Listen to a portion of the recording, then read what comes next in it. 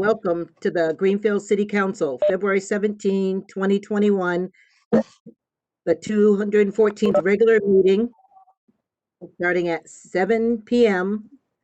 through WebEx conferencing. This meeting is being recorded and videotaped by the City Council and GCTV. If any other persons present are doing the same, you must notify the chairperson at this time.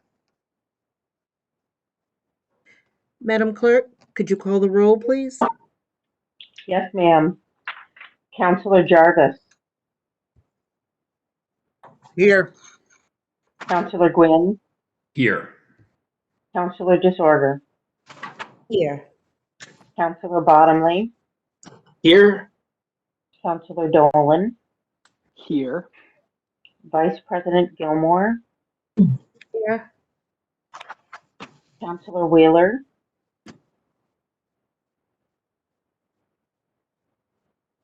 Councilor Wheeler. I don't see that he's logged in yet, Madam President. I will come back to him. Councilor Mayo. Here. Councilor Hirschfeld. Here. Councilor Elmer. Here. Councilor Forgy. Here. President Ricketts. Present. Councilor Stemple. I am here. Councilor Wheeler. Here. Thank you. Madam President, you have a quorum. Thank you. Thank you so much. Welcome, everyone. Again, if you're from the public and you would like to speak tonight, please put your name and address in the chat. Only that in the chat. Say, let's start with the Pledge of Allegiance, and this is voluntary. Okay? I pledge allegiance to the flag To the flag of the United States of America, United States of America, and to the republic for which it stands, under God, one nation under God, indivisible, with liberty and justice for all. all. Thank you. Okay, at this time, I'd like to I'll accept a motion to approve the January 4th and January 20 City Council meeting agendas. So moved. Disorder. Mayo. Okay. All in favor? Aye. Aye. Aye. Okay.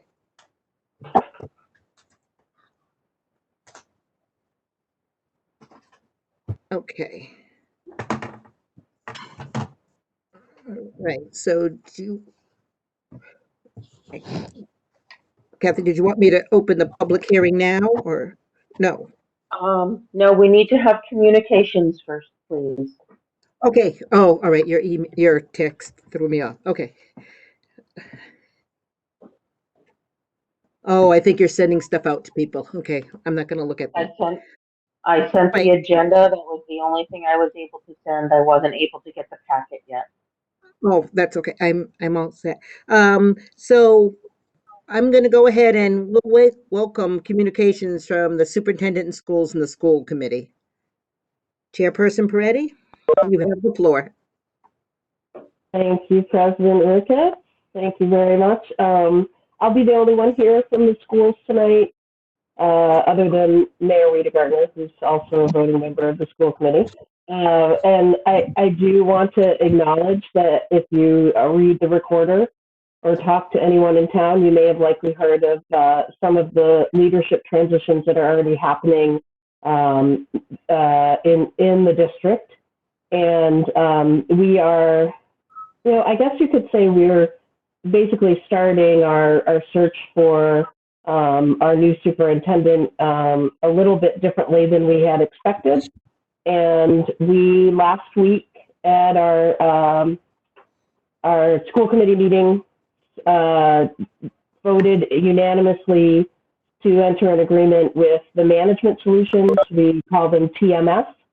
They've been working with us. This is actually now the third time that TMS has worked in Greenfield schools in a transitionary period for some of the leadership in the district.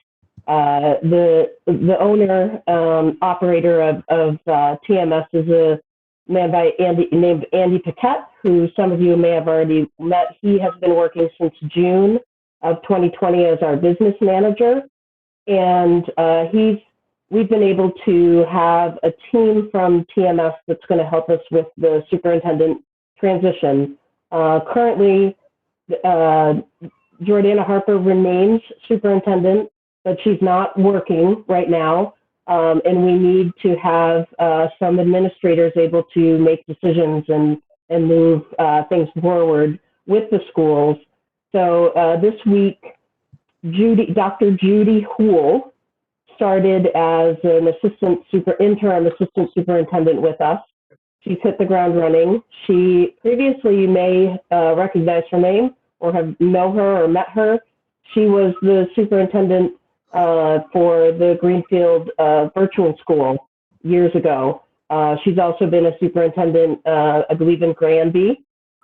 And she has extensive experience with curriculum development, which is one thing that we're going to be actively working on in the next few years. And in addition to that, another piece of the agreement with TMS is to develop a strategic communications plan for both internal and external communications. We have heard loud and clear from the public.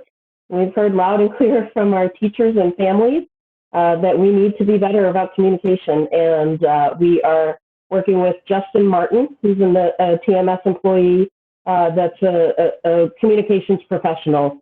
He's worked for municipalities. He's worked on political campaigns. I've already met with him, and I'm very excited about what this brings to us in the district. It's going to be a period of change, and I'm happy to take any questions that you have about it. But for now, we're just trying to prepare for what you also likely have heard is that we're going to make a move to a hybrid in-person model for our students, we hope in the month of April. And Dr. Houle will be working actively, is already working actively on that. And I did see that Marla Warner's on the call tonight, and I was kind of glad that the schools are closed this week. It's February break. It's been quite the run of weather this week. So I'm sure he's also glad that the schools are closed. And then, another thing I want to acknowledge, because we're all a team here, is I'm just amazed and extremely proud of Greenfield for the vaccination clinic that's happening at the Johns On. I had an opportunity to stop over there and see it in action. And my understanding is that we're doing pretty darn well in terms of efficiency across the state of Massachusetts. They are vaccinating a ton of people. The process is seamless and impressive considering the volume of people that are going through there. And I just want to acknowledge the mayor and her staff and Chief Strahan and all the others who are involved with the Emergency Operations Center with that. It's just thank you, and it's an impressive showcase of what Greenfield's team can do, and I'm just really proud of that being something we can showcase right now. So I wanted to acknowledge that. That is my report, I think, for tonight, but I'm always, as always, happy to take questions. Okay. Counselor Mayo. Thank you, Madam Chair. Madam Chair to the school committee. I just wanted to let you know that rumors, as you know, are fast and furious on Facebook about what's been happening in the school systems and the superintendent. And even though it's been in the newspaper and things of that nature, I'm not going to bring up any names, but I wanted to let you know that I defended the school committee's honor for they were very disparaging about what is happening with the superintendent situation, and I immediately took up the school committee's defense and spoke about what I know, what was happening, and in terms of what was likely to happen, and indeed it is happening through what you were saying tonight about getting at least temporary management, and that we're not leaving the students hanging, we're not leaving the city of Greenfield hanging, and this person, and I didn't use a swear at all. This person, matter of fact, I tricked them at the end that if they wanted to, this person is a non-library supporter, and I said they may choose to look up at their public library to resolve what the issue was through contract, and they kind of left it alone at that point. So I was the winner in that, and I don't think I'll hear from this person again. But I just wanted to let you know that it was a very fast and furious back and forth, and I defended the school's honor and was proud to do so. I know the good work you guys do. Thank you, Councilor Mayo. Thank you for your defense and your kind words. I have a couple of things to say to that. The first one is, thank goodness Facebook isn't real life. Yes. Yes. And the second one that I will say is, I think, in my experience as an employee, and in my experience working with the management of human resources and employees, I'm grateful for the fact that so much of what happens when you are an employee and an employer is confidential. And I would hope that we could all look at our own situations as employees at any point and say, I'm grateful for the confidentiality that's allowed around certain circumstances. And I would say that very strongly about this as well. Certainly, without question, we are not in an ideal situation. We definitely have work to do to right the ship in our schools. And I say publicly often, and I've said it in school committee meetings, that we really can't run a district this way. And we're working to move forward. And none of that is a direct reflection on Superintendent Harper at all. The circumstances in this situation are complicated, and in some cases they're unfortunate on both sides. And I recognize that it's hard for people to not know. And certainly in the society we live in, it's hard for people to not know and be okay with not knowing when things appear to be scandalous. There is no scandal here. We have at every opportunity taken the leap forward when we can. Each time that we have had the opportunity to move forward in the best interest of our students, which is what we swear under oath to when we take our oath of office, we have done so. And it's a pandemic. Schools are underfunded to begin with and have been for a long time. And I'm not pointing the underfunded finger at the city. We're all in the underfunded boat together when it comes to municipalities and schools. And I would just reiterate that we're doing our absolute best right now under a number of very difficult and to be cliche, unprecedented circumstances. Right. So I appreciate everyone's support, and I always will. I don't look at the Facebook threads, let's put it that way, but I always will respond to folks who call or email me and give them information directly as I can. So, you can always direct people to me, and I'm happy to talk to them. But thank you for that, Councilor Mayo. I appreciate it. Thank you. Councilor Stemple Ray. Hi there. First, I want to start off by saying I stand in solidarity with our school committee, and I can certainly appreciate all of the hard work and I guess time that's been put into a very, we'll keep throwing that word around, unprecedented year. But I do have some hard kind of comments or questions that I too stay away from Facebook. I will not engage on Facebook, but sometimes it's just, it comes in front of you. And so sometimes I do read it. And so my concern is that, and totally call me out if I'm misspeaking or if I am not getting the story straight, because I don't get my information from Facebook, but I think I know some other things. But anyway, long story short, I do find it a little inappropriate that, and maybe this is just optics, but I find it inappropriate that parents had to submit a petition in order to kind of get this ball started really quickly.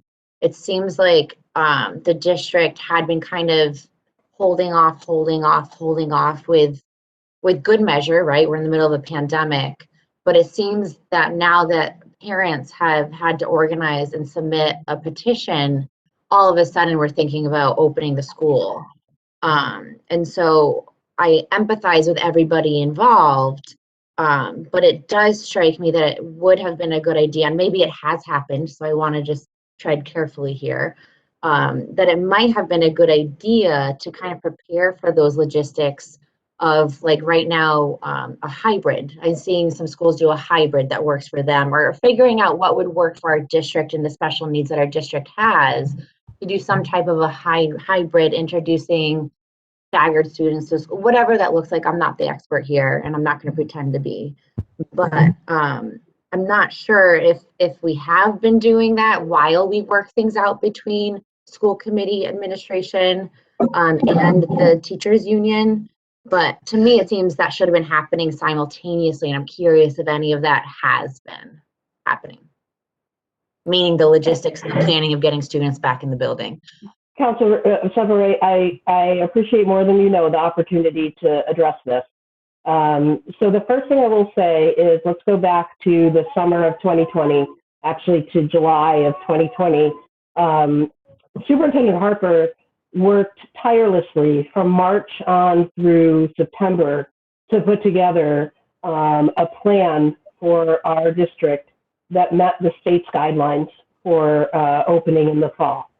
And in July, the school committee was presented with 3 different options for our opening and what that would look like. 2 of those options were hybrid. And the third, which we voted to go with unanimously as a school committee, was what we know, and you may have heard it called this as the Remote Plus plan. And that plan did not it did not have a component for all students to return in any capacity to in-person learning during this academic year. There were groups of students who are currently in that plan, and the students in phase 2 of that plan are going in person now. And it's a small group of the highest need learners in the district. And that is the plan we have been working through. So we did not know in July what it would look like now. And certainly I don't think that anyone would have felt comfortable before February really talking about going back in person. We do have districts around us that have been working in hybrid for a much longer period of time.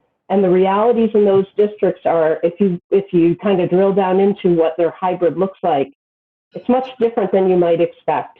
There's a district, a neighboring district that has basically just computers set up in classrooms with paraprofessionals, and the students are learning in classrooms, but the teachers are remote.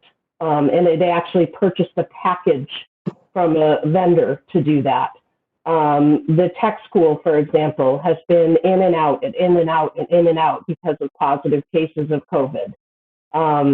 We felt when we made our decision that it offered us a little more stability for our students, which is so important. Even the small group of students that's gone back in phase 2, they went back December 2nd, and they've been in and out and in and out and in and out because of all different reasons. And that is disruptive, particularly to students who don't even understand what COVID is and just need a routine and need structure to be able to thrive. I will also say that the mayor has been vocal for a few months now about needing to get our students back into school. And we have then at the same time had our leadership concerns, our leadership issues with not having an active superintendent at the helm to drive the process. The school committee cannot do the operational pieces of putting this together. I don't know how to set up a hybrid learning structure, but we've now brought in folks who can help us with that in the absence of Superintendent Harper. And, the petition, petitions get your attention, but that wasn't the reason why we made that decision. We made the decision to kind of change course because it's clear we're in a good place right now with COVID in our community. We have some resources that have come in to help us where we didn't have them just even 2 weeks ago, and haven't for a little over, I'll say 6 weeks now. We've really not had the ability to move forward with those changes. And then I would also, it's really important to acknowledge the funding piece of this too. The funding piece of going back in person is challenging. The space and capacity issues are challenging, but we're committed now to working through those. And I've also said pretty publicly that, wow, I got whiplash from the change in people's opinions about how we should be doing learning right now. It went from the remote being acceptable to all of a sudden, nope, we're sending you a petition and you need to be in person. And it was a sudden change considering how close we were to the holidays and the spike in positive cases. And I understand people's frustration. And the other thing that I've heard that I would acknowledge is how can you have students doing sports when you don't have students in classrooms? And although that seems simple on the surface, it's like comparing apples and oranges. You're not, sports are voluntary. And learning is for K through 12, preschool through 12 students is not voluntary. So that's how I would answer your question. But if you have follow-ups, I'm happy to talk about it more. Yeah, I would say and this happens a lot in business strategies. So I'm going to root myself back into my career outside of council where companies are always trying to chase what the other company is doing and then replicate that at their own organization. And I don't think that works usually. And so I think outside of people's opinions, and I think as people in municipal government, we know that we'll never make everybody happy. So outside of individual opinions, and even looking at what other communities are doing, I think it's going to be really important. If it was a leadership challenge, it'll be really important for this acting assistant superintendent to really understand our community and what our schools look like in order to get a plan that's unique for Greenfield and works for Greenfield. Because of course we're seeing other area schools that are much smaller than our district make it work. And that works for Hatfield and that works for Deerfield, but what are we going to do for Greenfield that actually works? And I just have to root back in that I wish I had seen that being worked on simultaneously So we'd at least have something to start on for, I forget what this woman's name is. Because I hate to think that it's February and now we're gonna start this effort and we're starting from scratch. It feels like anyway. Oh, we're not starting from scratch. We have 2 hybrid models that were proposed in the summer that we chose not to use. So we've got those. Dr. Cool has an extensive history in Western Mass. And in fact, that was critically important to the school committee in voting to approve this decision to go with TMS. And she started, today's Wednesday, she started yesterday, and the first thing she started working on was the plan to come back in April in person. And the final thing that I'll say, and I want to say it carefully, is I do think it's important that perhaps you ask similar questions of the GEA, the teachers union. And I'll leave it at that. Thank you. And then lastly, way back when, I don't even think I was on the council yet, and the school administration building was where our community center now sits. And I would meet with the superintendent and offer, I'm a communications professional and I've also ran campaigns and everything else. And so I'm more than happy again to offer my services from a communication strategy perspective. And especially if it's change management that we need, please tap me. I'm here for you guys. And also, I just want to end this conversation, Chair Peretti, with another thank you. Thank you. I'll address the communications piece because we have been discussing and planning around this for some time now, even before we knew that TMS had a communications person that works with them and had the capacity to assist us in this way. When Mayor Wiedegartner and I both took office in January of 2020, we made a commitment to work very closely together, the city and the schools. And, I think I don't think that has been the case necessarily and consistently, I should say. And one thing that the mayor and I have talked about is getting assistance. There is a communications professional in the mayor's office, Keith Barnacle, and we're hoping to be able to put together our communication plan and our communication strategy in a way that Keith is able to assist us, and also that we can keep things going without needing to have a full-time person.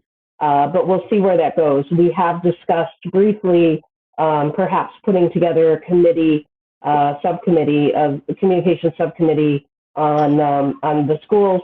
I've said we have more subcommittees than we have people, and so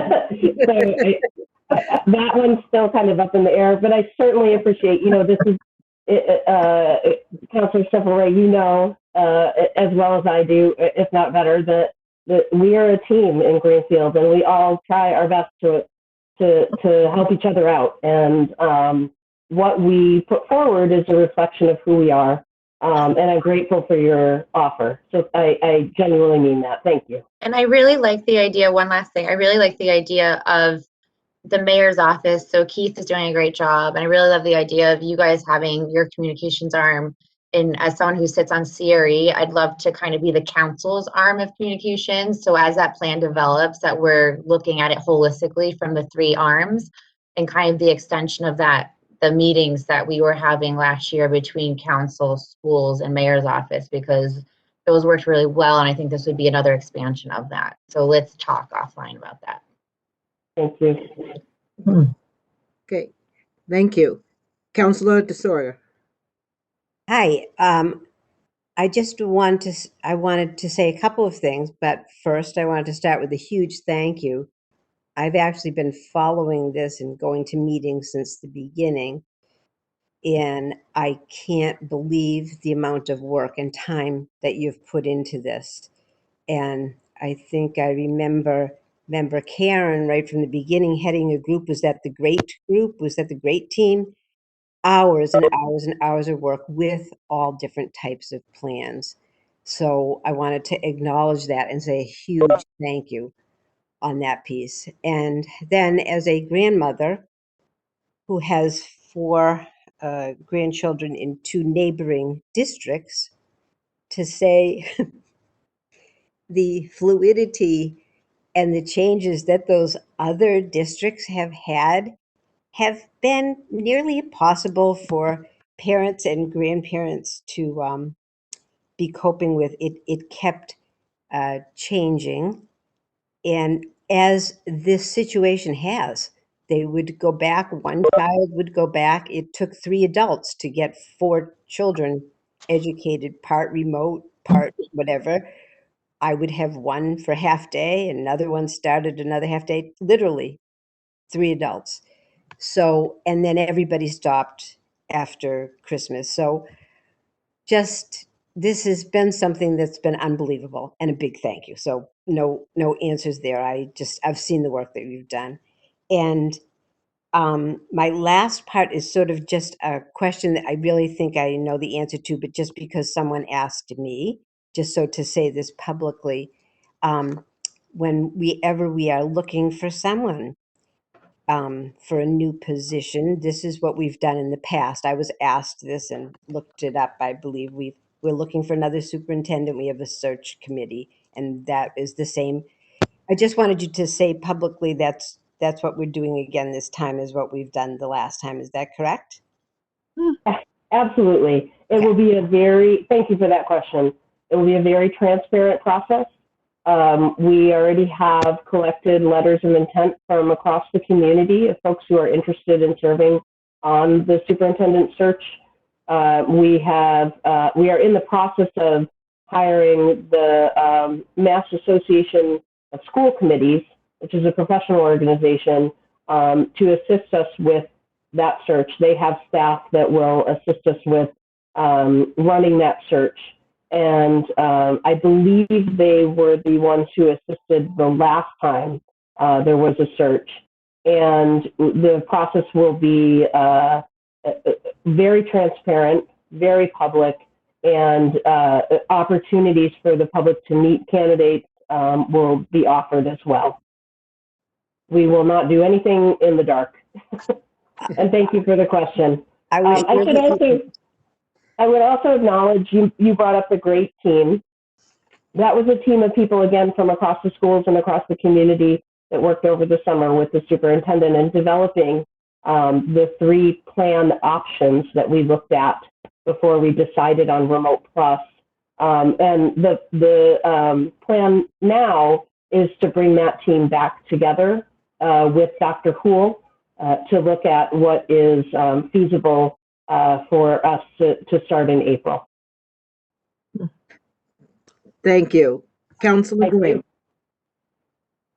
Yeah, the one question that I had come up was, and I don't know if this has been addressed somewhere and I've just missed it, is this management plan that's temporary, that's coming into play, is there additional costs being rendered by this plan coming together? Is there additional costs with the added people? I'm just trying to figure out, although it's all school department financing, is there an added cost that we're being dealt with at this moment? It is $10,000 about a month.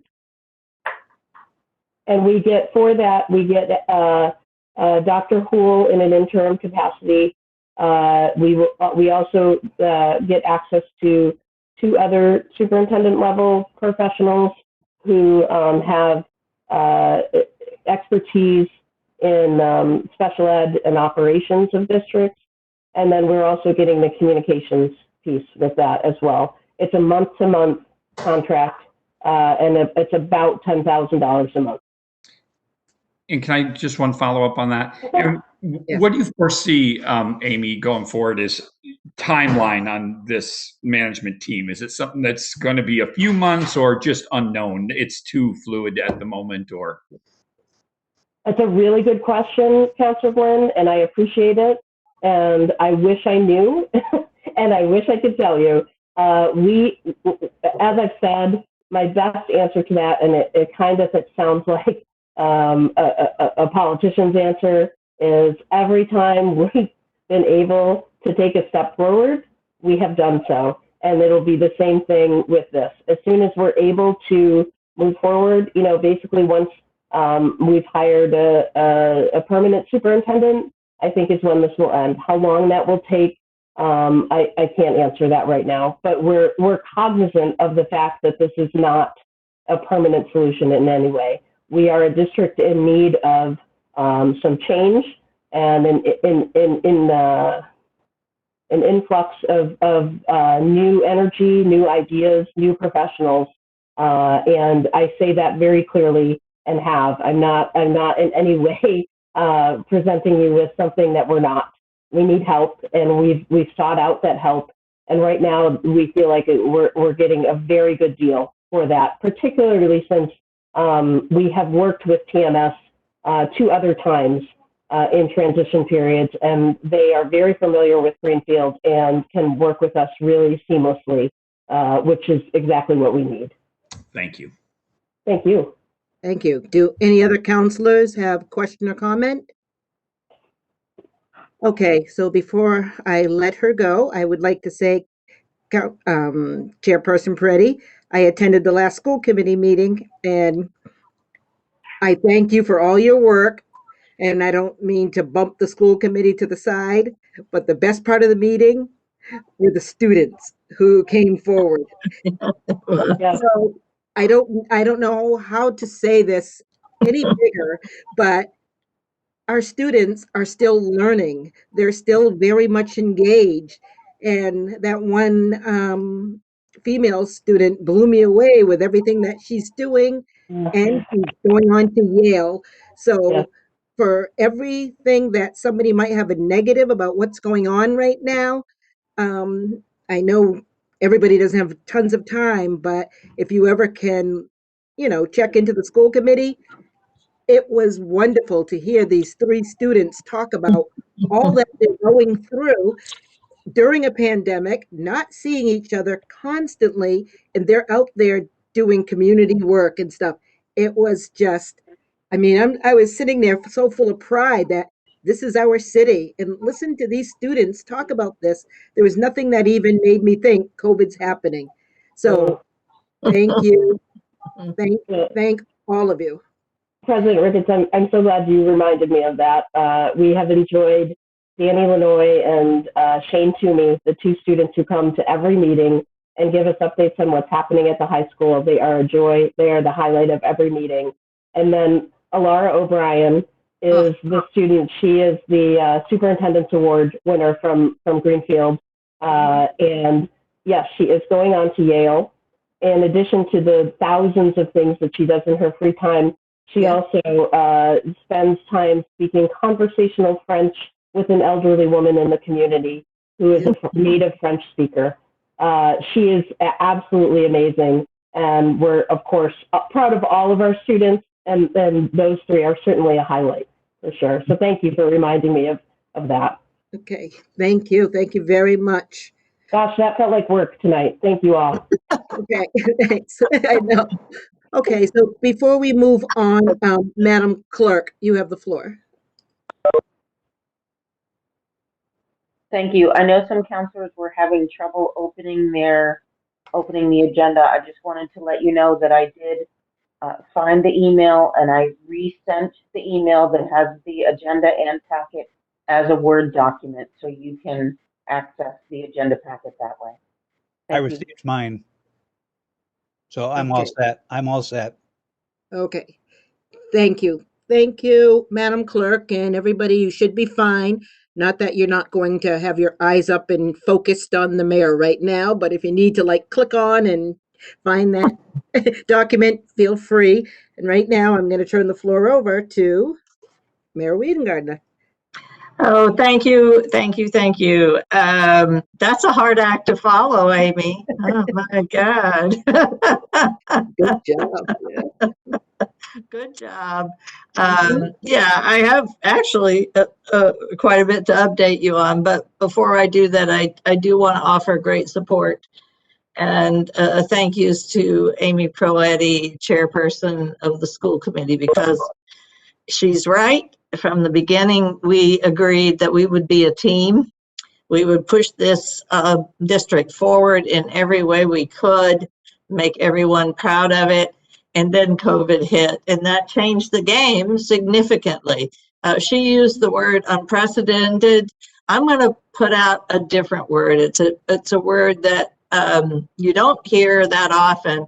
Challenging. We have faced so many challenges, not the least of which is, in essence, the loss of leadership halfway through, maybe a little bit less or a little bit more than halfway through the district, through the year.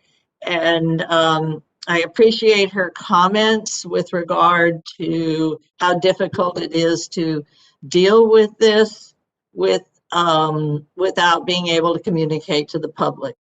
But she's absolutely right. Any one of us in a similar situation would not want every detail of everything that has transpired to be in the public arena. And I just ask everyone out in the community to fully understand that. It's a little bit different because we are a public entity. I do understand that. But there are many things that we are just simply not at liberty to discuss at this time. And I say that with great bluntness, but it is in fact the fact. So I just ask everyone to have patience. We have a good leadership team in place now that includes our our principals, Melody Goodwin and Karen Patnode. So it's not as if someone is coming in and swooping in and taking over. That is not the case. And I look forward to the day when we no longer need TMS. Sorry about that, Andy and company. But nevertheless, we need them now. I have great confidence in them. So let's leave it at that. And once again, many thanks to our school committee under the leadership of Chair Proetti and Vice Chair Ekstrom. But each and every one of us has worked together with great candor and the ability to communicate, and I appreciate that. So moving on to the mayor's update. As I said, I just want to update everybody on a variety of things. As far as budget season, so I want people to understand, both in the public and on the committee, on the council, where we're at. It's just about to begin in earnest. Department heads have done their part, submitted their budgets. I've met with each and every one of them to discuss them. I've completed the capital budget review and made some necessary adjustments to remain in line with our borrowing objectives and our actual capacity to borrow. The deadline to submit to the City Council the capital budget is March 2nd. I'm putting the finishing touches on the memo to you folks that accompanies it, and it will be ready on March 2nd, and we are on schedule. Finance Director Gilman is on vacation this week. She and I have been discussing the operating budget. When she comes back, I will be discussing that further with her in effort to determine what we actually need to do given the revenue that we know has come in and the revenue that we know has not come in. What we need to do with regard to making any adjustments in the budget that reads cuts if necessary in order to meet what we need to meet, but still function as a city before I turn it over to the council. So we have some time on that, as you know, by the calendar. So just know that we're working diligently on that, and hopefully she's having a great vacation, and we'll come back next week and support all the things that I have questions for her on. I do want to update the community, the council and the community on the fire station to the extent that I can. We are moving forward both with our temporary fire stations. We have hit a couple of snags, as you may have read in the paper, with regard to the actual units that need to be supplied for those. For the temporary. So we will be going out to bid again on the unit for the apparatus, or it's called the apparatus bay, which is the unit that holds our fire trucks and all of the items that support our fire trucks. The reason has nothing to do with the city or the RFP. It has everything to do with the people that supplied their responses to the RFP, none of which were complete under Massachusetts law. So that process has begun, and as of today, I believe it's still on track, and it will not substantially affect the deadlines that we need to meet in order to get the fire department into the apparatus, into the units that they need to be in temporarily. With regard to the permanent site and purchasing the property, I just want everyone to fully understand, and I did update the Ways and Means Committee on this last night. Purchasing a commercial property is simply not the same as purchasing a home. While it is all about real estate, there are many different ways in which it varies. Not the least of which is the city's fiduciary responsibility to spend the taxpayers' money wisely and to the greatest benefit of the city. So we continue to be in what is called our due diligence period. If you were purchasing a home, that would be the same as your home inspection. Well, what we're inspecting is the property that this building is going to be sitting on. None of us are going to be living in any one of those structures on that property. What we need to be inspecting in our due diligence is an extensive environmental survey of the property along with a title search. We do not want to purchase a property that has significant environmental issues that we will inherit once we purchase it. So if you think about that property, I said to some people with regard to this, I am the mayor of a very old, dirty, and wet city. That is not unlike any other mayor of any other city in New England. We have been around for a long time. And that means that many things have happened on any property that exists under our feet.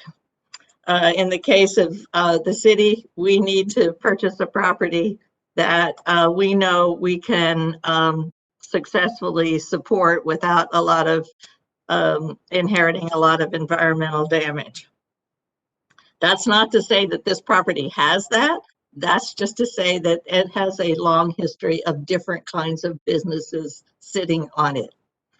So that means that many things could happen. It was once a railroad, roundhouse station. So where people would, drop off cattle and any other thing that was there. It was once an auto repair site, long before it became what it is. So we have had to undergo an extensive environmental survey. We're nearing the end of that period. At the end, we can discuss with the seller what our findings are and how to proceed should the survey reveal some issues that need to be taken care of. The sellers have agreed to remove all of the buildings and associated debris at their expense prior to closing. So that will be taken care of by them. And it's not insignificant. There are a number of buildings on that property. So we are looking forward to both working that through that and everything else that's involved. So I am not at liberty to discuss, because we are still in a negotiation, anything further. So unless you have some really benign questions about that, I'll move on. And I'm certainly open to questions on anything that I've mentioned this evening. The next thing I wanted to say is the floodgates have opened with the state with regard to grants. I want to give you a grant update. It's like different from last year when we had just gone into a pandemic and the state was guarding its money with its life, and I don't blame them. Now we are all looking forward to a recovery, and it seems that every week we get a notification of some availability of a grant.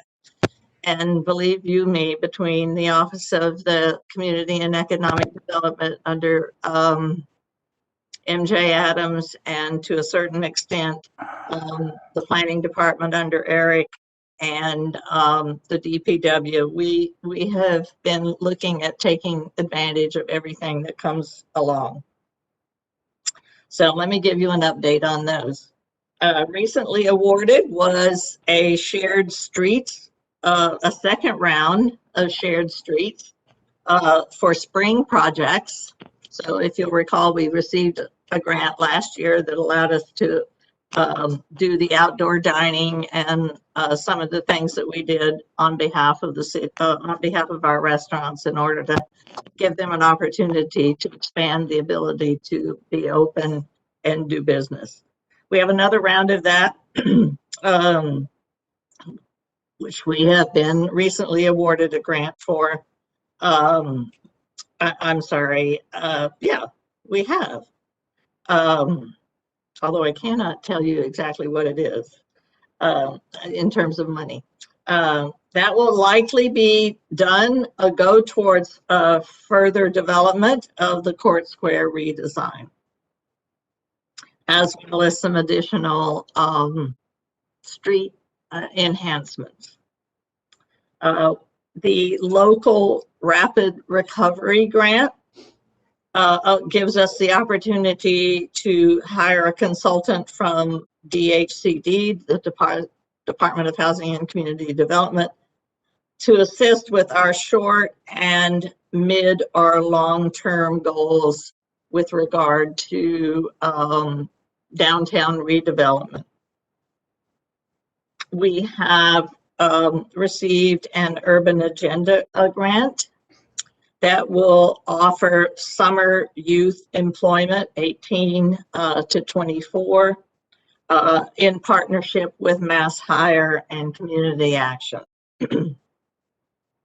And the CDBG money for FY20 continues to be utilized, in this case for West Street construction and some social services and funding, as well for downtown revitalization. In the works currently, meaning what we are planning for, and these are a round of grants that have been recently announced by the state that are going to, they have very short turnarounds for the most part. So we've been working, and when I say we, I mean mostly MJ's office. I've been working very diligently to make sure that we meet the deadlines on those.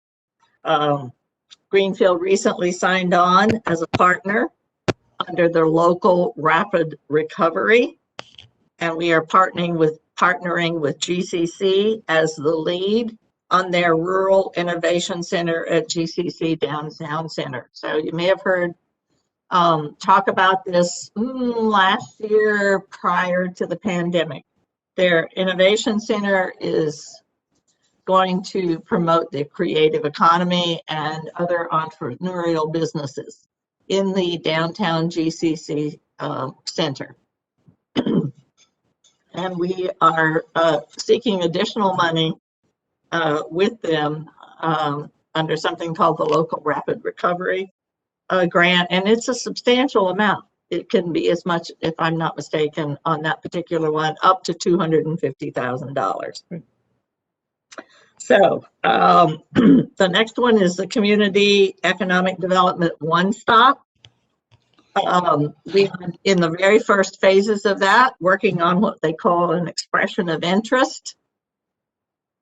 So we can submit for additional grants that will be coming through in May and June, and that is an ability to enhance the use of our underutilized buildings and community planning efforts with regard to those underutilized buildings, how to use them, housing, mixed use development, and so forth.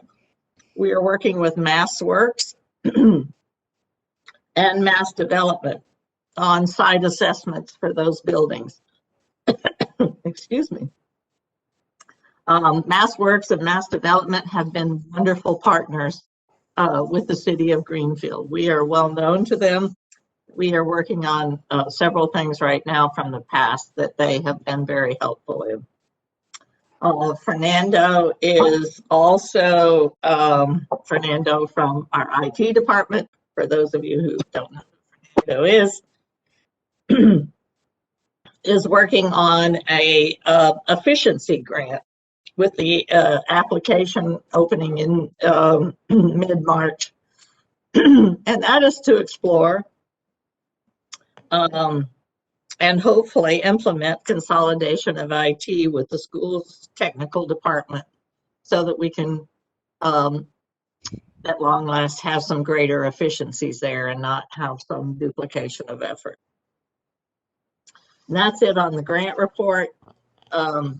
Amy mentioned tonight Keith Barnacle as our communications director, and I just want to give you some updates. One of my charges to Keith when he came on board was to amp up the volume in our social media, give us a Facebook presence as a way to communicate to the community and to let other people know what's going on in Greenfield. And these are kind of wonky. I asked him for a media update from the time that he started back in March until today. And so for those of you who know about Facebook, this will not be unusual information to you, but it's all about how many page likes you have, how many followers you have, the number of people reached in any given moment. And given that Greenfield really never had a Facebook presence, the previous administration did not communicate with the public that way. I just want to give you some of the what I think are fairly significant numbers. So since March 20th, when Keith came on board, we have had 2,608 total page likes. The number of page followers for Facebook is 2,894 to date. From October to December, we gained 2,352 of that 2,894. And the number of people reached in any given month since last March could be from 2,000 to 25,000 people. August was a big number, and I swear to God, I can't remember what we posted in August, but whatever it was, everybody liked it. But it's been a great way to communicate how the city has been responding to COVID-19, which I think has been its most important value. And just wanted to let everyone know, anytime we feel like we have a message that we need to get out to the community, not only do we use our website, but we amplify it with our Facebook page. Twitter, on the other hand, is a little bit harder to capture out here. They're really, maybe we're doing something wrong. I'll take any advice, and Keith will take any advice he can get. But doesn't seem to be a large Twitter sphere out here. So I don't have any updates on Twitter, but we're out there on Twitter, and we're going to conquer Instagram next. Yeah. And that's all I have. I'm happy to take any questions, especially the ones I can answer. Okay, thank you, Mayor. Before I open the floor to councilors, I just want to remind anyone from the public who'd like to speak in public comment or in our public hearing today to please put your name and address in the chat box. I know it's the third time I've told you, but I just wanted to make sure that you've said something. So I'm going to start with Councilor Mayo and then Councilor Dolan. Thank you. Thank you, Madam Chair. Hi. Hi. Oh, is he frozen? Hi, Mayor. Basically write a new RFP for it because they don't fit or something of that nature. Where is that? Do you know where that additional money is going to be coming from? Councilor Mayo, I'm sorry, you did cut out, and I only got the front. Only got the back end of your question. Okay. So are you asking about the RFPs for the Are you asking about the bays. RFPs for the temporaries? Yeah. For the bays. I just want to know where the additional money, if there is going to be additional money, where that additional money is going to be coming from. Well, it costs us nothing to put out an RFP, so there's no money was spent there. I mean, right. I understand that. Whatever's in the budget for the temporary is still there. So the hope is that the money for the temporaries, there's no reason to think that we would accept any any RFP proposal that didn't work with our budget. I guess that's the only answer that I have for that. There's no additional money needed. There is a pot of $16 million, some of which will go towards the temporary. And that hasn't changed. So whatever the RFPs come in at is what we'll deal with at the time, and we can certainly reject any proposal that we have that does not meet our budget. Okay, thank you very much.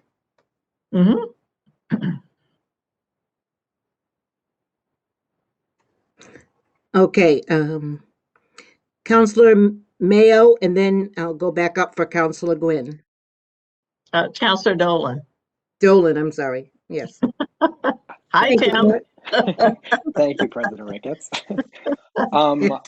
I'm gonna bring it back to an older topic, and this is equally a question for the council leadership as well as the mayor. So about a year ago, as you might recall, we did vote in the council supporting the idea of forming a zoning commission to study some zoning issues, and the planning board also voted unanimously in favor of that idea. I have not seen any traction so far. Councilor Wheeler and I did withdraw a number of proposals with the understanding that that council would be studying the issue further, or that committee. So my question for both council leadership and for the mayor is, are there plans to get that moving? And if so, what's the concrete next step, and when can we expect to see that? Okay, so I think the mayor and I spoke, I don't know, didn't we speak like a month or so about this one Sunday morning very early Yes. on the phone? And I think yes, it's a go, but Mayor, go, you take it from here. I will. Councilor Dolan, I knew you were going to ask me this question, so I thank you for the question. I have been trying, I must tell you. I did alert Penny to the fact that she needed to do her part. We have sent out our emails to the different boards, the ZBA and the planning board, which is basically I sent an email to Eric suggesting that he needed to let each board know who wanted to be on that zoning committee meeting. And I think the ZBA person is Mark Maloney, and it just so happens that the planning board also has a Mark Maloney on it. So we got to determine the Mark Maloney with the Y on the ZBA. And I think Charles Roberts on the planning board. I would have to double check that with Eric. As far as the community members, I have put out a request for that. I have personally talked to one member, Linda Smith, former chairperson of the planning board, who I think would be an excellent person involved in that because of her interest in affordable housing and her extensive knowledge of zoning in Greenfield. I didn't get a firm yes from her because she has family commitments and it has been a pandemic and she has not been able to see her grandchildren for about a year. So she was a little bit, I'm going to call her out in public and I apologize, Linda.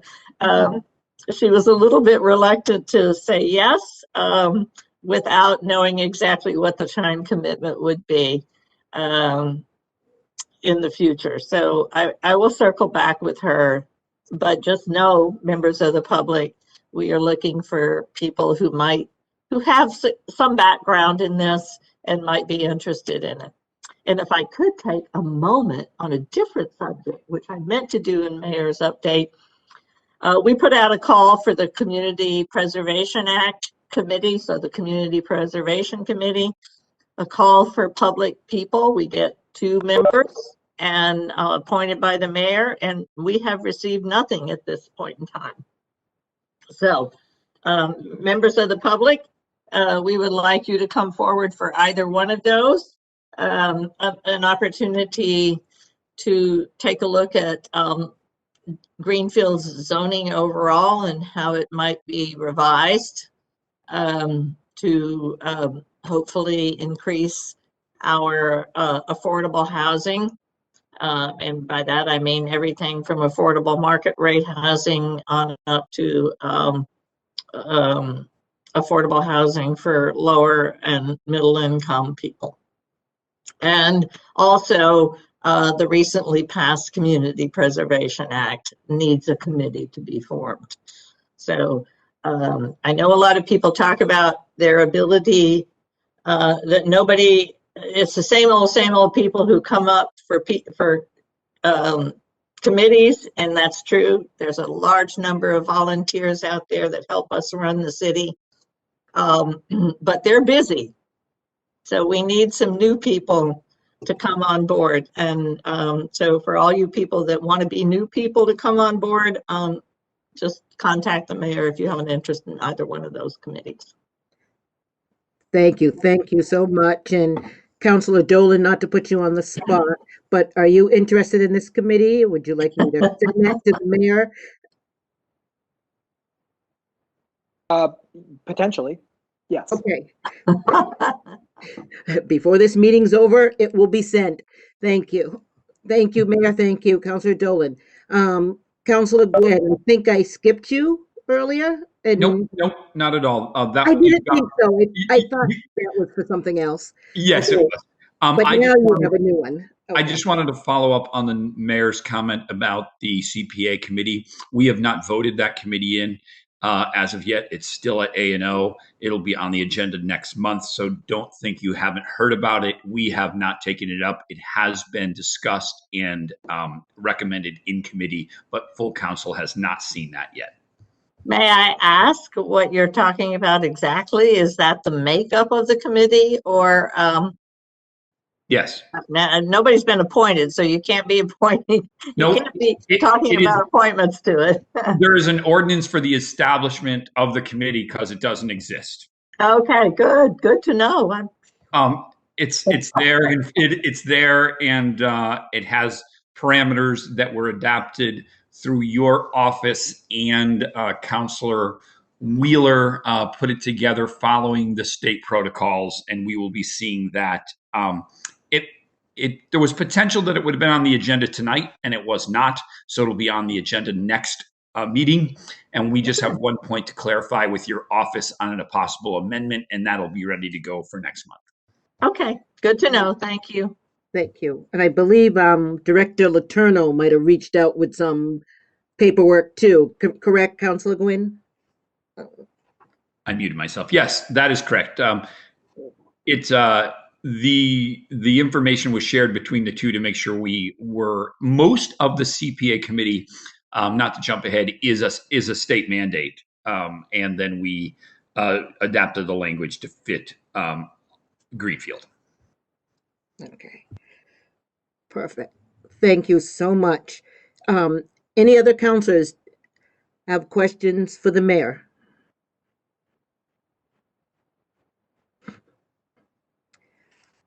Okay, well, I thank you very much. That was a lot that you shared, and I look forward to see, what we do with the grant money for the shared street, and we just keep making things better in our city. So thank you so much.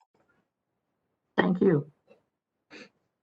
Okay, no other city employees.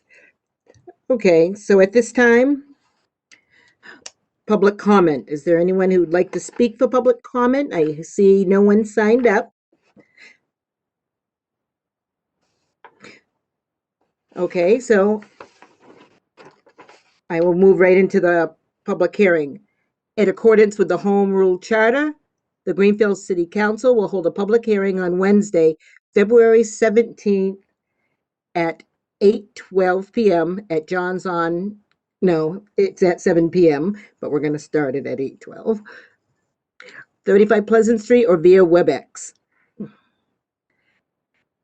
So, Councilor Forgy, do you want to talk about this public hearing and second reading? You're just reading it, actually. I'd be happy to. Hang on just a moment. Take your time. Okay, thank you. The Ways and Means Committee at its meeting last evening did discuss the following three items for second reading. Appropriate $65,900 from free cash for Phase B1 Main Street Improvement Project.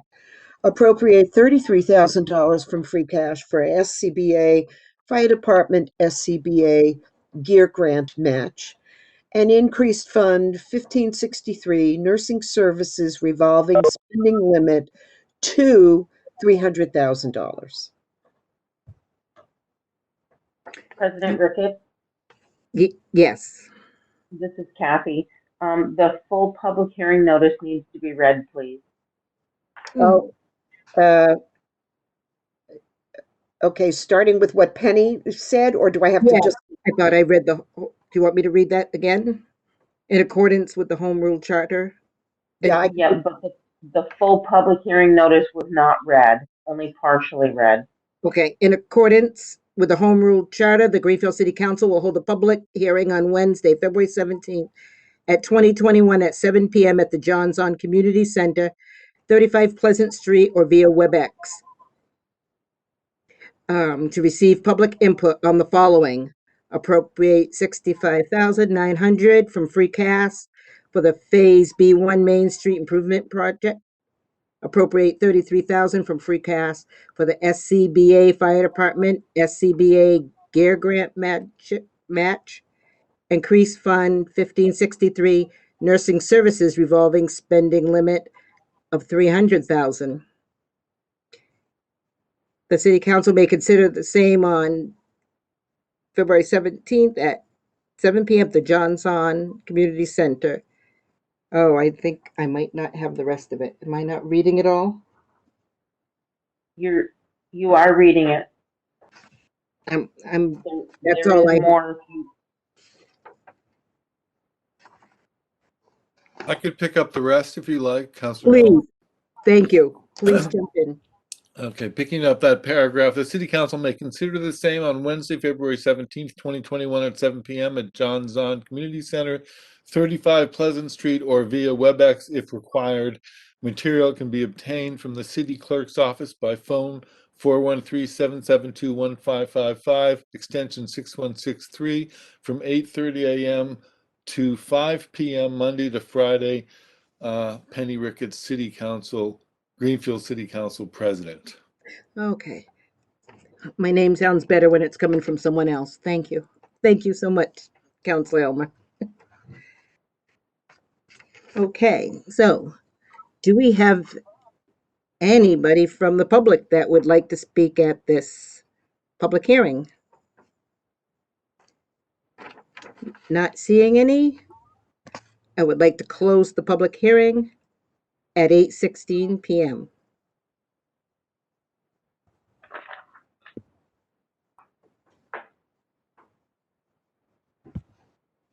Okay. Motions, orders, and resolutions. Councilor Forgy? Thank you. Order number fiscal year 21-045. The Town Council, upon the recommendation of Mayor Rita Gardner, an order to appropriate $65,900 Phase B1 Main Street improvement. Move that the sum of $65,900 be appropriated from free cash for the purpose of Phase B1 of the Main Street Improvement Project. Second, Mayo. Madam President, if I may, at last night's meeting of the Ways and Means Committee, this was discussed. This motion has backup material that does explain the scope of the project. We also had Director Warno, sorry, Marlo. Director Warner from our DPW department that was available to answer questions. I know he's here this evening as well. But before we get started, you need to know that Ways and Means recommended this as a unanimous positive recommendation out to council.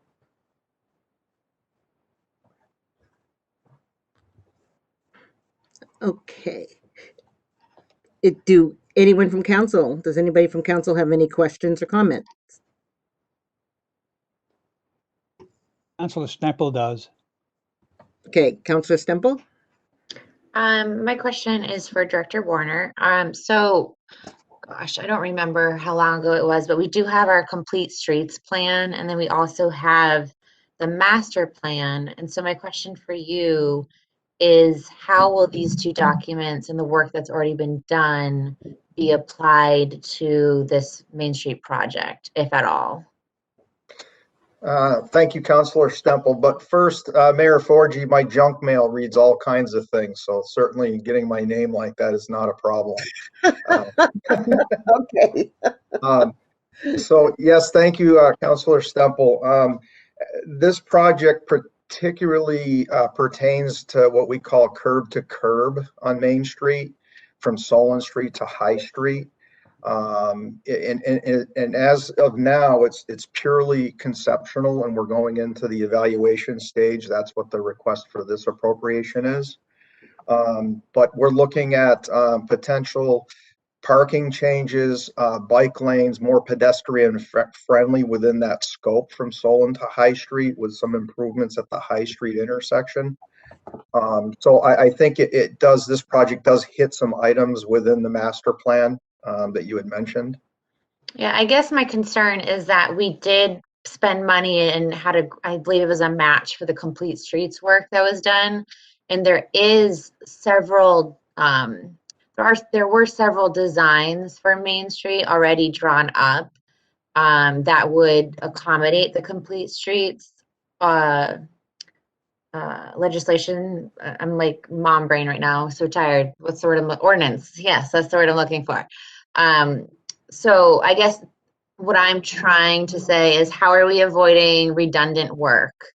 It sounds like what we're going to be doing, I'm in full support of this. I'm not trying to say that I'm not going to support this. What I'm saying is, how can we incorporate the work that's already been done? I think one thing that residents tend to say about municipalities and government work is that we do a study, we do a study, we do a study, we do a study. We've had studies done. How are we going to make sure that that work is not for naught? How do we make sure that that work is incorporated into this schematic and this next survey for our Main Street? Because that work was very good. And I know that the plan exists, especially maybe not, I know that the master plan was more in the clouds, but the Complete Streets document has some pretty good schematics for the downtown in terms of like bicycle right-of-ways and everything else as well. Right. So as of now, we have two conceptual plans, and there can be more. As this project goes, if we move it forward, it's much similar to Wisdom Way and Nash's Mill, whereas the further we proceed, the higher percentage of engineering and design plans we get. But what goes with that is public comment and public hearings, interfacing with all the committees and boards to arrive at the final product. And again, the sidewalks back to the business fronts are not included in this project. This is basically pavement, bike lanes, and adjusting parking. So we wouldn't be, in other words, we wouldn't be going in and tearing up the things that we've already done as far as redundancy. No, I guess what I'm trying to say is not anything that hasn't already been done. I'm talking specifically about the plan and the survey. So that 100-page Complete Streets work that folks came in and already surveyed the street main right-of-ways in Greenfield. So there are parking plans, there are bike path plans as a part of that Complete Streets grant in ordinance that we put forth. I think it was back in like 2015. And so I'm curious if those plans that were already drawn up are being utilized as part of this work as well. So not necessarily the work that's been done to Main Street, physical work, but the plans that were put in place, because these were never actually enacted on Main Street. There were some recommendations made as part of that plan. And so what I'm trying to get at, and tell me if I'm being confusing, if it makes sense in my head, but maybe not coming out verbally, but there are very good plans, the Complete Streets plans that were put forth back then as part of that work. And so I'm curious if we're going back and producing that work as part of this new study so that they can be incorporated together for the product that your team enacts on Main Street. Does that make sense? Yes. Okay. And Yeah. Go ahead, Mayor. Yes, I do see you. I thought Director Warner may want to answer first. Go ahead. Yes, I mean, I believe when we teamed up with Fuss and O'Neill, that document was looked at, and like I said, when we submitted this project to Boston Mass DOT, we took some of that information conceptually, so they would accept the project. That was phase A, we'll call it, of the project, and it rated really high on the different conceptuals we gave them through Fuss and O'Neill. which gave us an actual project number for us to move ahead, give us permission to move this project ahead with the TPO and whatnot. So I hope that answers your question. I hope I'm hearing you right. Okay. Mayor Reedergardner. No, Yeah, I'll follow on to help Counselor Stemple understand. I think Marlo has indicated that this is one very early in this. It is a long process with the Department of Transportation.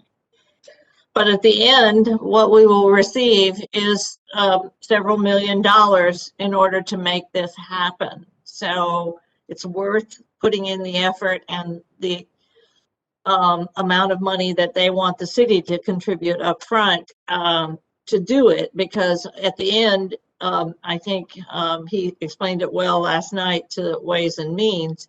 At the end, we will make that amount of money many times. We will receive many times more than that over again. With regard to the process, yes, there are many public hearings that will be available. We would definitely include the complete streets plan. What this affords us is actually the money to be able to put that plan in place, or a version of that plan that meets with the DOT guidelines. So You said it right there, Mayor. That last piece helped me understand. yeah. So I don't think it's no one's setting that work aside. And it's good to have a reminder that it does exist. I know that Eric's working very hard and did just receive some additional money for complete streets. I don't know exactly what it was for. Some of that has to do with sidewalks and other aspects of the whole confluence of streets and walkability and the sidewalks and so forth. So it's good to know and be reminded from time to time that plan exists, and we can make DOT aware of it. Right now, DOT is very excited about this project. I hope that they continue to be excited, and I think if they were given the opportunity to take a look at that, they would understand that we've been working on this for a long time, and they're going to be part of a solution. And showing us the money, so thank you. And showing us the money. Yes.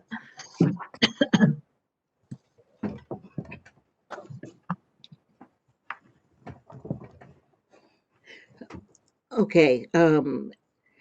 Councilor DeSorga. Hi, thank you, Director Warner. So I just had a question for you. I was thinking about this with the timing, and you said it was just in the conceptual plan. I'm totally in favor of this also. And I was thinking about today, I was thinking about the timing of this. This is going to take quite a bit of time. I'm hoping for us to be doing this, as we'll be doing other work on Main Street. Is that your thought, Director Warner? Because hopefully we'll be moving ahead with another project that will be, right in the middle of Main Street. So do you think the timing will be good on this? Yes, I mean, it's not going to happen in the spring. That's been out there. As we know, Wisdom Way's been an ongoing project for 3.5 years, and it's finally going to happen, hopefully this summer. So this is right in the same pipeline as those projects. We have to go through phases. We have to go through the phases of engineering and design, which the city foots the bill for. But on the other end, it potentially could be a $5 million project. That's a very, very raw number right now. But no, it's not going to be overnight. That's for sure. Thank you. Follow up. I was just thinking that we'd be hopefully putting the fire station in there at the same time. That's in the middle of Main Street. So I was, timing wise, I'm sure that will work out. I didn't actually know how long that would take for the design part, but thank you very much. You're welcome. Thank you. Okay. Any other councilors? Thank you, Director Warner. Okay, so let's see. So for the mayor's appointments, Councilor Gwynn. President Ricketts? Oh, yep, you want to vote on that? Yes, ma'am. Yeah, why don't we vote on that? Why don't we vote on all three? Okay, are we gonna take these separately or can we do them? Separately, please. Okay.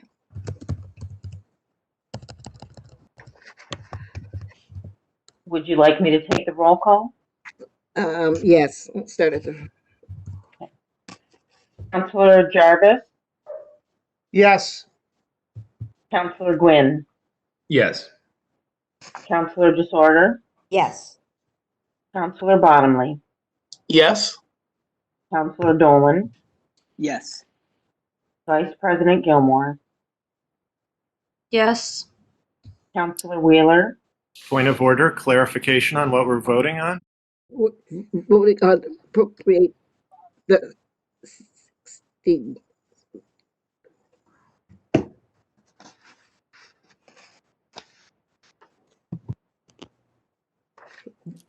Would This you, is from the 65,900 from free cash, right? For the Thank you. phase.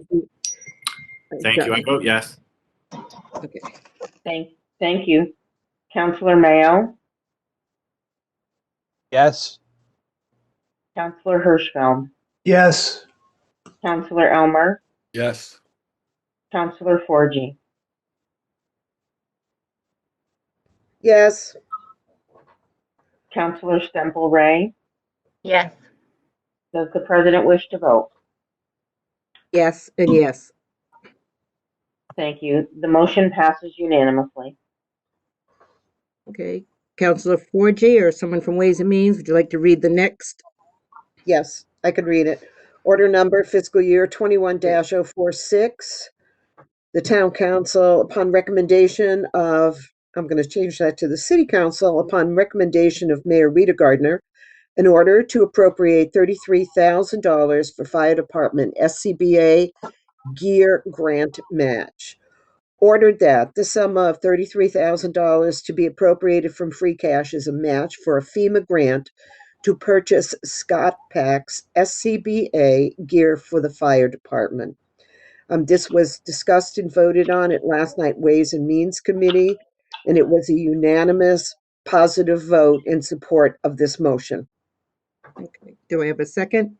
second disorder? Okay. Do we have any discussion?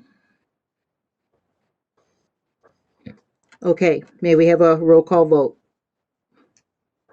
Councilor Jarvis? Yes. Councilor Gwynn? Yes. Councilor Disorder? Yes. Councilor Bottomley? Yes. Councilor Dolan?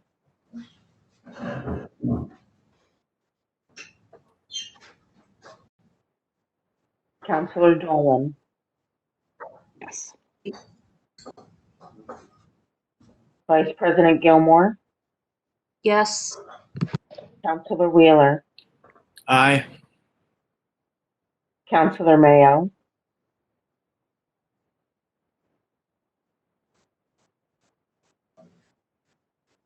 Councilor Mayo?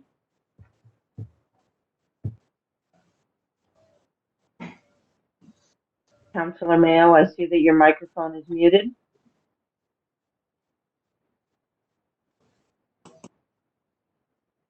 With permission, President Ricketts, I will come back to Councilor Mayo.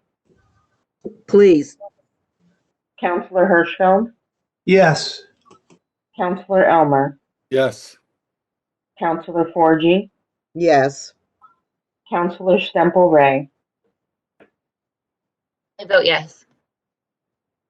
Councilor Mayo? Okay. I see that he is here. I'm trying to unmute him, but it is not working.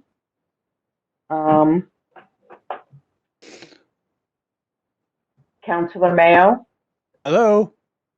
Yes.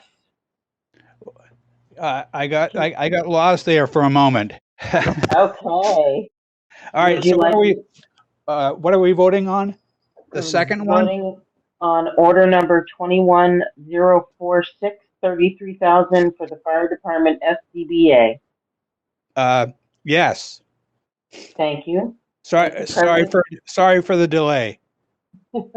Thank you. Does the president wish to vote? Yes and yes. Thank you. The motion passes unanimously. Thank you. Counselor Forgy? Yep. Order number fiscal year 21-053.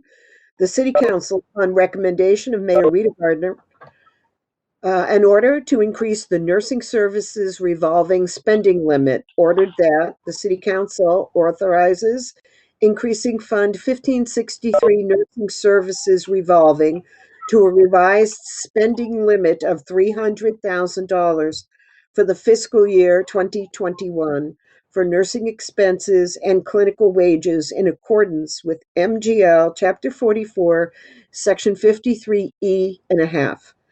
Receipts received but not expended in fiscal year 2021 shall be carried over to fiscal year 2022.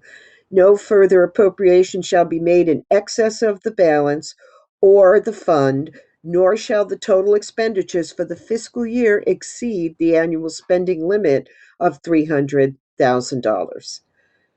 Second? Second. Madam President, Mayo? thank you. Madam President, this was voted last night as well at the Ways and Means meeting. And it received a unanimous positive recommendation. Okay, so thank you so much. At this time, I'd like to ask the public to please do not use the chat box at all. Okay, thank you. Oh, and I bet that might have even been personally to me. Okay. Madam Clerk, roll call, please. Counselor Jarvis, Yes.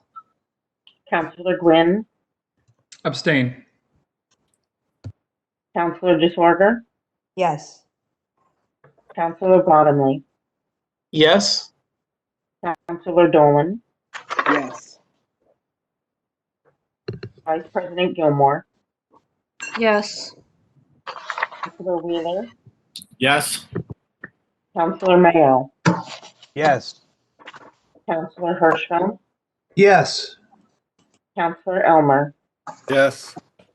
Counselor Forgy, Yes. Counselor Semple Ray. Just a point of order before I do my vote. I know that we got the report from committee, but I didn't hear a call for discussion. And so I wasn't sure if counselors had any discussion on this motion.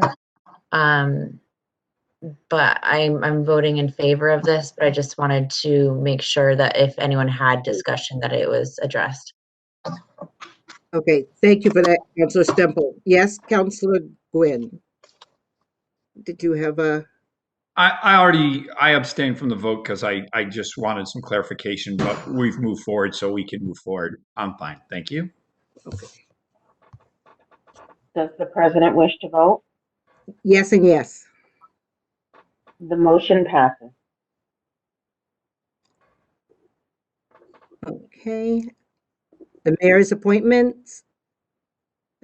Counselor Gwynn.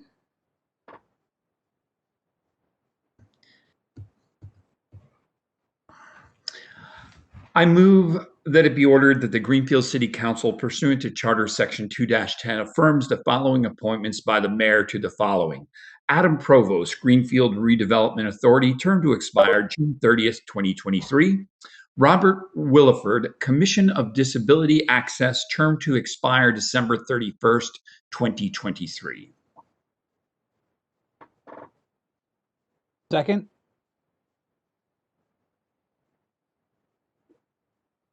Okay. Is there? I will just say that the Appointments and Ordinances Committee took this up, and we're forwarding a positive, unanimous recommendation to affirm these. Okay. Does anybody have any questions or comments?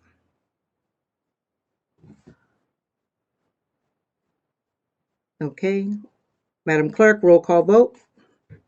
Counselor Jarvis, Yes. Counselor Gwynn, Yes. Counselor DeSorda, Yes. Counselor Bottomley, Yes. Counselor Dolan, Yes. Vice President Gilmore, Yes. Counselor Wheeler, Yes. Counselor Mayo, Yes. Counselor Hirschfeld, Yes. Counselor Elmer, Yes. Counselor Forgy, Yes. Counselor Semple Ray. I vote yes. Does the president wish to vote? Yes and yes. The motion passes unanimously. Okay.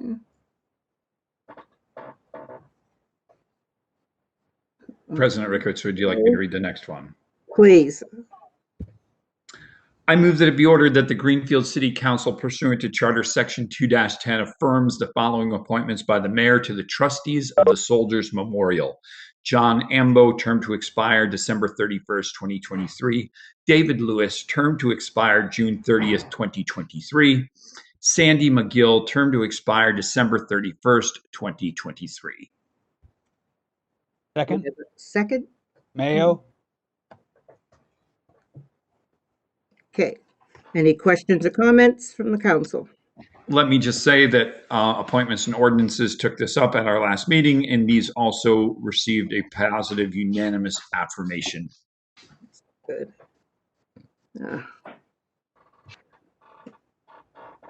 Does anybody have anything? I know a number of these people. This is really great. I'm so glad people are continuing to step forward to serve. This is really good news. Okay. Do we have a roll call vote, please? Counselor Jarvis, Yes. Counselor Jarvis, Yes. Counselor Gwynn, Yes.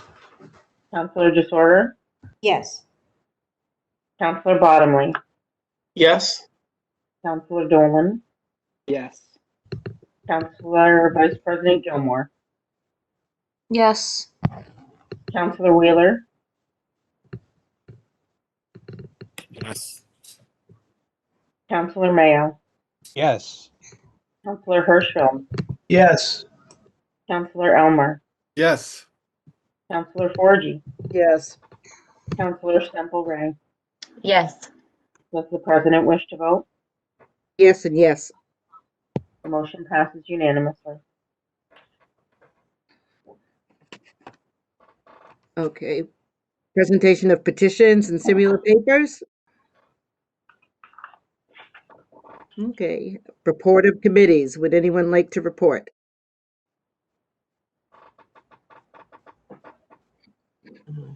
Okay. Unfinished business. Old business. New business. We have first reading. Councilor Forgy? Thank you. City Council first reading, February 17th, 2021. Appropriate $16,500 from free cash to repair traffic lights. Appropriate $20,000 from water retained earnings to match grant for Millbrook Well generator. Establish municipal pension stabilization fund as authorized by Mass General Law, Chapter 40, Section 5B, and appropriate $1 million from free cash to the Municipal Pension Stabilization Fund. Appropriate $500,000 from free cash to the General Stabilization Fund. Appropriate $600,000 from free cash to the Capital Stabilization Fund. Appropriate $300,000 from free cash to the Contract Stabilization Fund. Appropriate $25,000 from free cash to the Compensated Absences Fund. Second. The first reading. It's just first reading. Okay.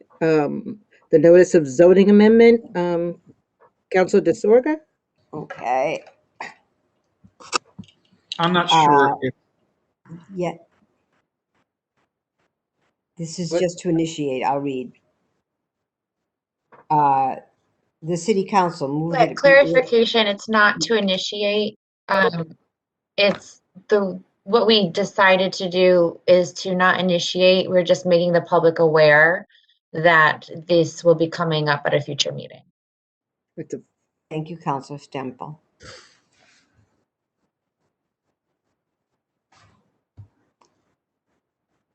That the city council of Greenfield amend the zoning map to extend the existing general commercial GC zoning district